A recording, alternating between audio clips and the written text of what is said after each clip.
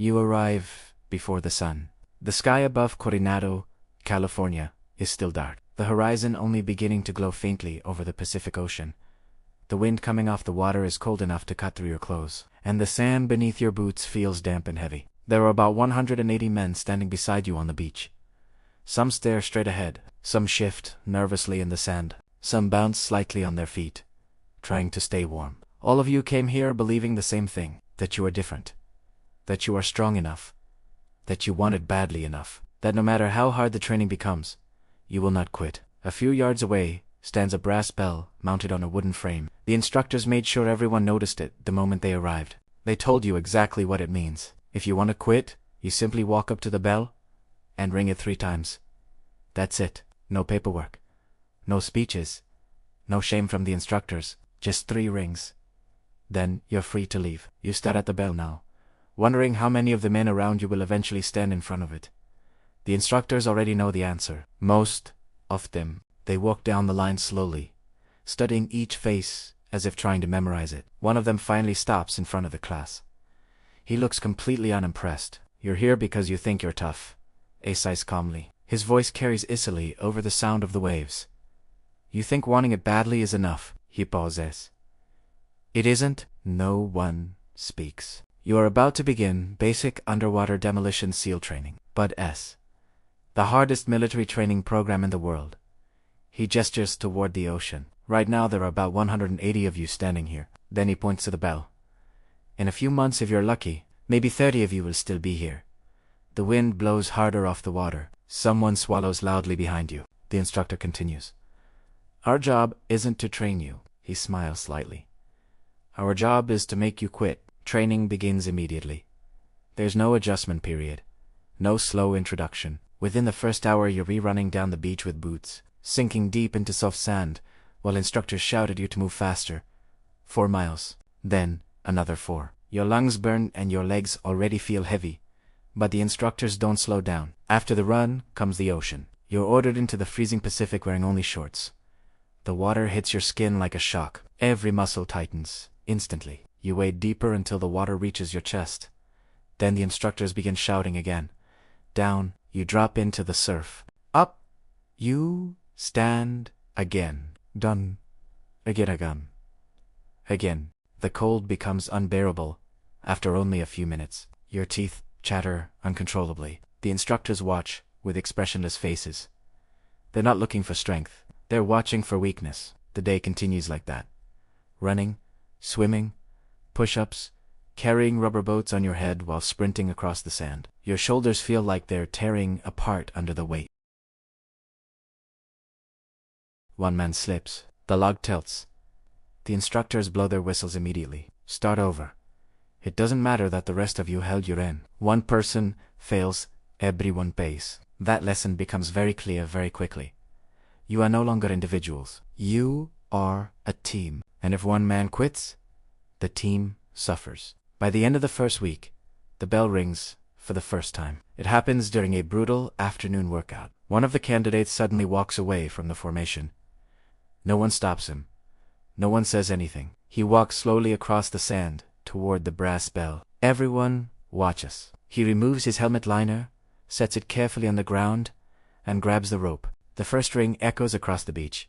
Clang, the second ring follows. Clang, the third one, feels louder than the first 2. Clang, then he walks away. Who's like that? The instructors, don't they yell at him. They simply direct him toward the exit gate, where a hot shower and dry clothes are waiting. Later that evening, you notice something strange. Near the bell, the instructors placed coffee and donuts on a table beside it. The message is obvious. Quit, and life becomes comfortable again. Stay, and the suffering continues. More men ring the bell over the next few days. Blisters tear open on heels. Knees swell. Muscles cramp so badly, some candidates collapse on the sand. But physical pain isn't what breaks most people. It's exhaustion.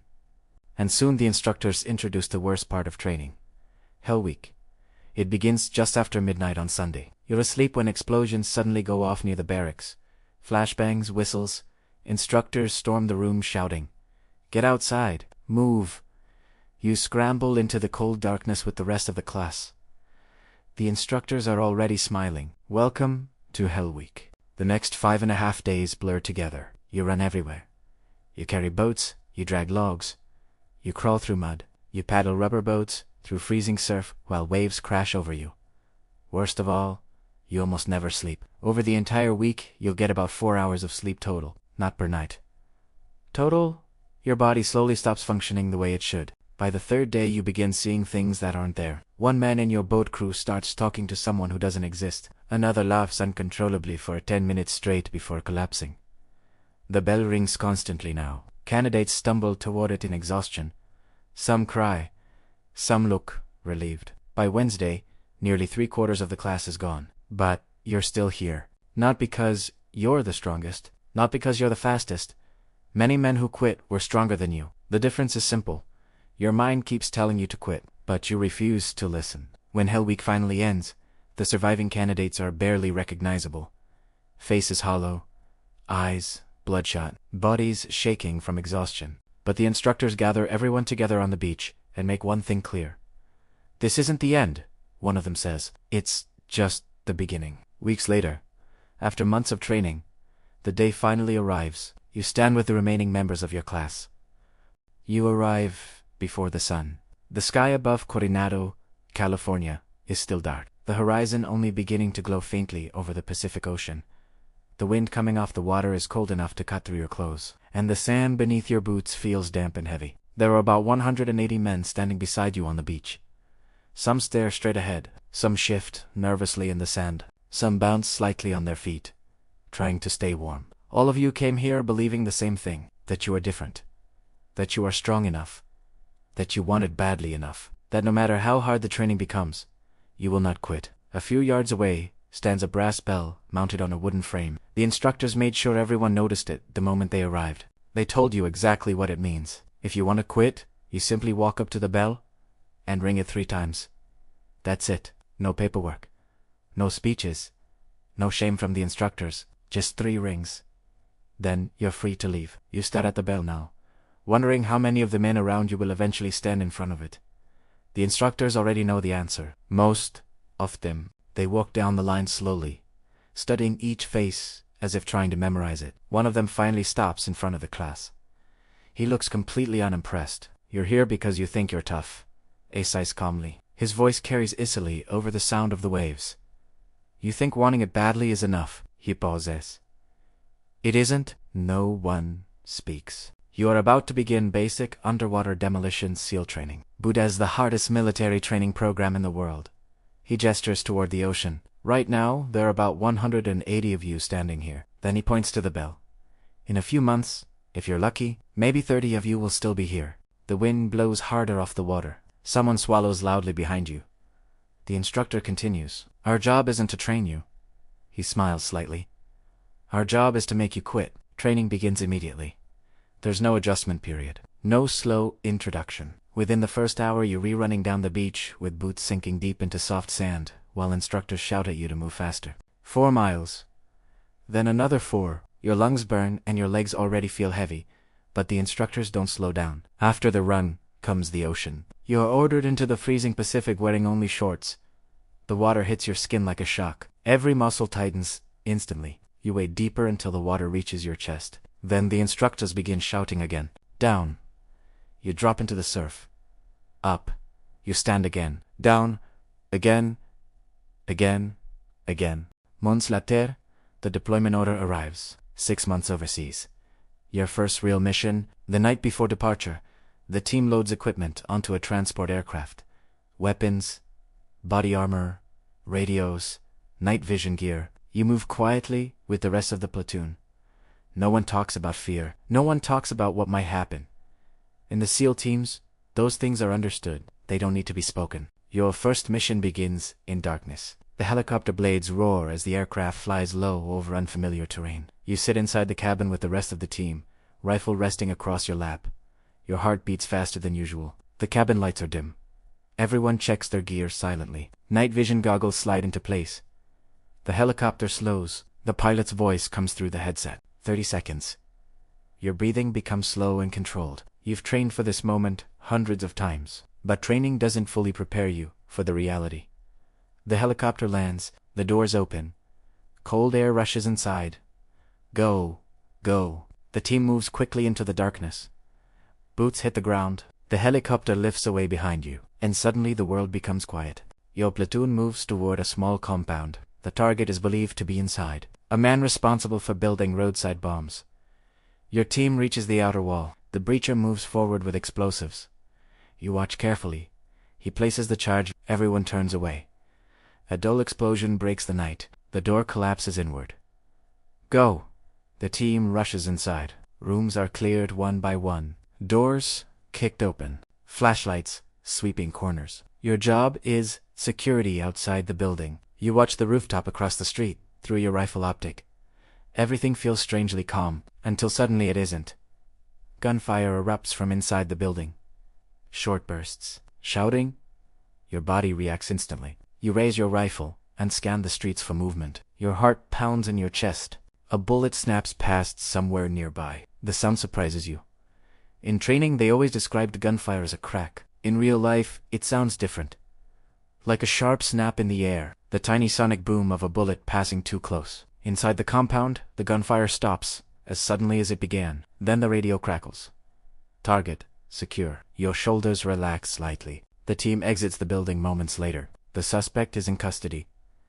The mission was successful, but something inside you feels different now, because you've experienced something that no amount of training could fully explain. Real combat. Later that night, after returning to base, your hands start shaking. Not violently, just small tremors you can't control. You try to hide it while unloading gear, but the platoon chief notices. He walks past you and pauses. First firefight. You nod. He studies your hands for a moment. Tennis rugs.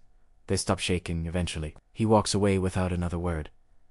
You realize something then. Every man here went through this moment once. The moment when training ends and reality begins. Over the next several months, missions continuées. Helicopter insertions, night raids, long hours watching rooftops through rifle optics. You begin to feel more comfortable moving beside your teammates. Your confidence grows. You understand how the team operates. But something else changes too. You begin noticing things you never paid attention to before. The way every doorway looks like a potential threat. The way you automatically scan rooftops when walking outside. The way loud noises make your muscles tense instantly. You've become better at violence. Much better. But normal life is starting to feel strange. Phone calls home become shorter. Your family asks what you're doing. You tell them everything is fine, because the truth would take too long to explain. And some things you're not allowed to explain at all. By the time the deployment ends, you are no longer the same person who arrived at the team room months earlier. You've survived missions, you've seen combat, and the older operators finally start treating you differently. Not like an outsider, not like a stranger, but like someone who might actually belong here. You're still the new guy, but you're learning. And soon, you'll become something else. A few years pass before you realize something has changed. You walk into the team room one morning and notice a group of new operators standing awkwardly near the entrance. Fresh tridents on their chests, eyes moving around the room, trying to understand where they belong. They remind you of someone, then it hits you. They remind you of yourself. You're not the new guy anymore. Now you're one of the experienced operators. And suddenly, the responsibility feels heavier than the body armor you wear on missions.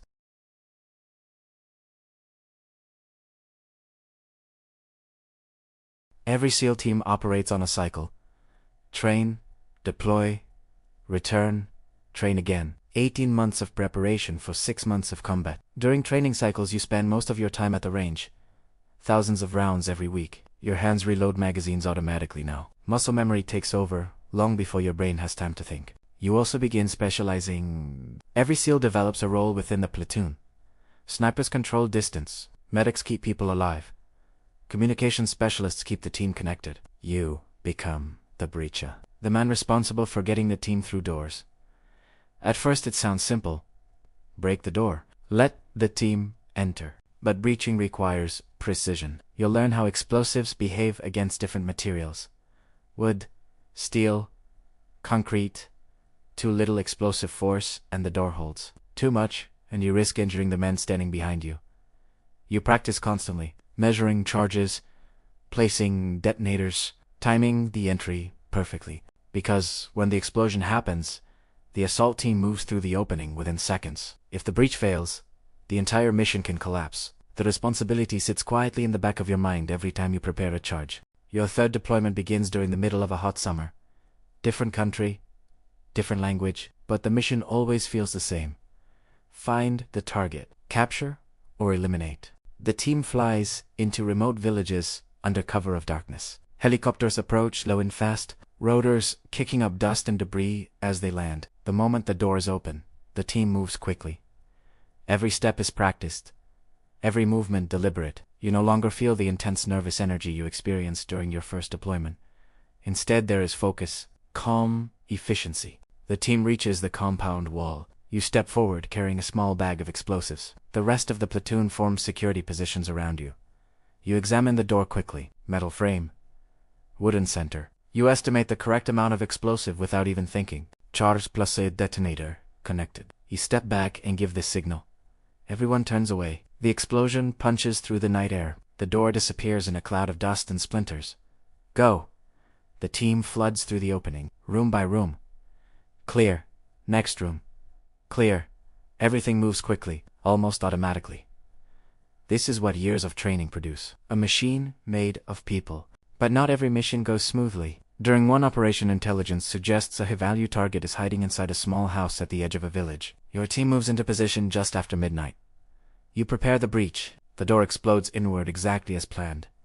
The assault team enters. You moon in right behind them. But something feels wrong immediately. The house is not empty. There are more people inside than intelligence predicted. A man suddenly appears in a hallway holding a rifle. Your teammate fires instantly.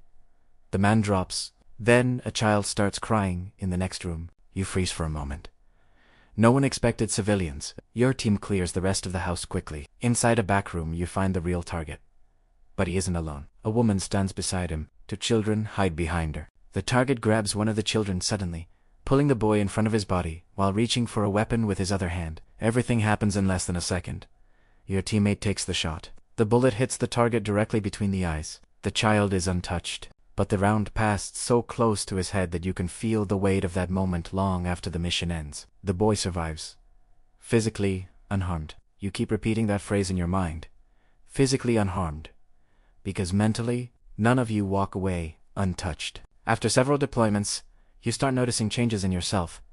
You move through the world differently now. Restaurants feel strange. You automatically choose seats facing entrances. You scan crowds without thinking. Every loud noise makes your muscles tense. You notice details other people ignore. The way someone's hands move. The direction someone is looking. Potential threats everywhere. Your girlfriend asks you one evening why you seem distracted during dinner. You tell her everything is fine, because explaining the truth would require telling stories you aren't allowed to tell. And even if you could tell them, you're not sure how to translate those experiences into words that make sense outside your world. Eventually you're promoted again. Petty Officer First Class, E6. Now you're responsible for younger operators. The same way senior SEALs once watched over you. The new guys arrive full of energy, full of confidence. You recognize the same attitude you had years ago. They believe they're invincible. Most of them are excellent soldiers. Strong, fast, highly trained. But combat has a way of humbling even the best operators. During one raid, your team moves through a narrow hallway inside a large compound. One of the younger operators moves too quickly around a corner. The gunman waiting on the other side fires first. Automatic gunfire fills the hallway. Your teammate drops immediately. Body armor stops most of the rounds. But one bullet finds the gap beneath his arm. The medic reaches him in seconds.